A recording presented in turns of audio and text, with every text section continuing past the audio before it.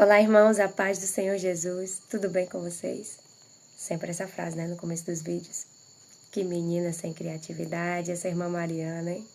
Então, irmãos, eu estava aqui procurando um assunto hoje para tratar com vocês, e enquanto eu estava planejando o assunto, eu percebi que seria para um vídeo longo. E vídeos longos, geralmente, as pessoas têm preguiça de assistir. Aí o que acontece? Os vídeos mais curtos têm mais visualizações. Então, aconteceu algo. Miguel estava lá assistindo dinossauros e eu decidi tirar para colocar a palavra.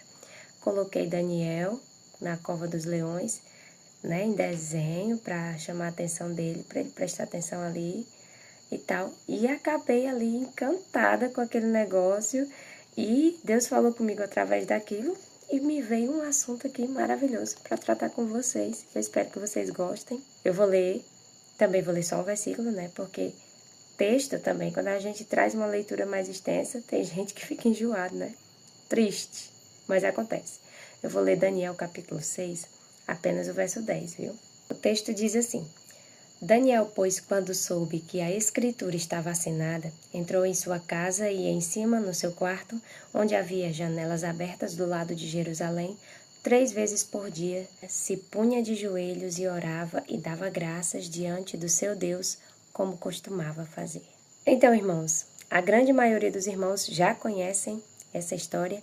Se você ler aí na sua casa o capítulo 6 inteiro, você vai ver que é o relato sobre Daniel quando é jogado na cova dos leões.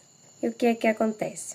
Daniel se destacava pela sua qualidade, por ser um homem justo, por ser um homem bom, por ser um homem temente a Deus, por ter o Espírito Santo na vida dele. E a inveja era tão grande que aqueles homens eles queriam matar Daniel, porque o rei queria colocar Daniel acima de todos, porque Daniel ganhou o apreço do rei. Aí aqueles homens foram lá, examinaram tudo, viram que não ia encontrar nada de errado em Daniel e perceberam que para pegar Daniel eles teriam que usar uma artimanha ali que fosse usar a lei que Daniel seguia, a risca, que era a lei de Deus. Então eles tinham que procurar alguma maneira de fazer com que colocasse em risco a lei de Deus, para que Daniel assim desobedecesse o rei e fosse pego em algo, porque fora isso eles não encontrariam nada para acusar Daniel, para provocar a morte do servo de Deus. Então o que eles fizeram? Fizeram um documento e levaram para o rei, bajulando o rei. Durante 30 dias, ninguém poderia pedir nada a outro homem, nenhum outro Deus. E ninguém podia fazer isso durante 30 dias, porque senão, se fizesse, teria que ser jogado na cova dos leões. E o rei foi lá, assinou esse decreto, e o decreto estava valendo.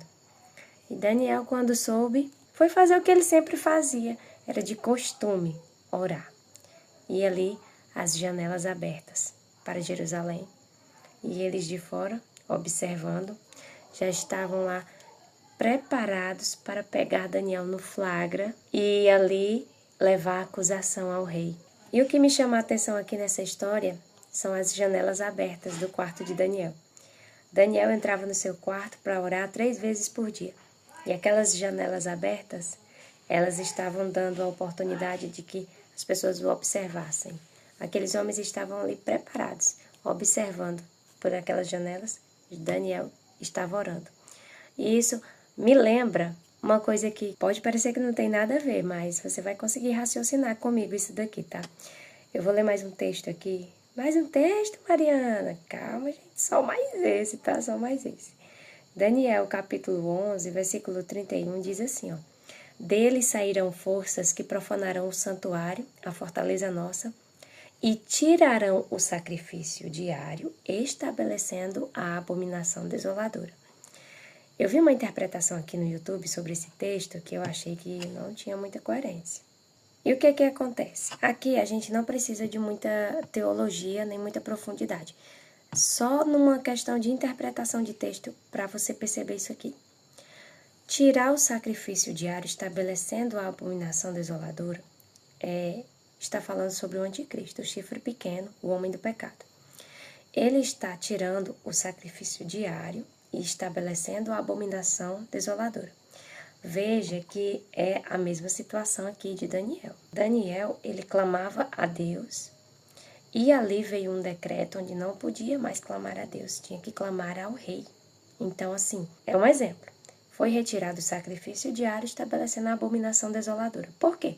Porque para Deus, e não só para Deus, mas para todo aquele que é fiel, que teme ao Senhor, adorar outro Deus, clamar a outro Deus, é uma abominação. O pecado que Deus mais se ira quando o povo de Israel cometia é a idolatria. Quando o povo se voltava para outros deuses, Deus ficava extremamente irado, tanto é que mandava aqueles povos inimigos assolarem, levarem cativos, e tudo que acontecia por causa da rebeldia do povo, por causa da traição do povo, né? Tratava como adultério, trata como adultério, né? Você consegue perceber que estabelecer a abominação desoladora está em paralelo com impor que as pessoas apenas clamem ao rei e não a nenhum Deus. É nenhum outro Deus, é só o rei aqui, tá? Mas Daniel estava ali firme e forte, orando ao Deus verdadeiro, porque ele era testemunha de que não havia nenhum outro Deus. Vamos falar das janelas? O que Daniel fez? Daniel fez aquilo que hoje nós temos a Bíblia nos ensinando a fazer. Ele entrou no seu quarto, fechou a porta e em secreto falou com Deus, que ouve aquilo que falamos em secreto e nos honra publicamente. Mas existiam as janelas. E as janelas, elas estavam dando oportunidades para aqueles que estavam lá fora observarem a Daniel. E hoje nós fazemos o mesmo. Nós oramos ao Senhor. Mas existem janelas nos nossos quartos. Nós sabemos que o anticristo, ele terá um grande império nas suas mãos, e esse império ele tem toda a tecnologia da atualidade.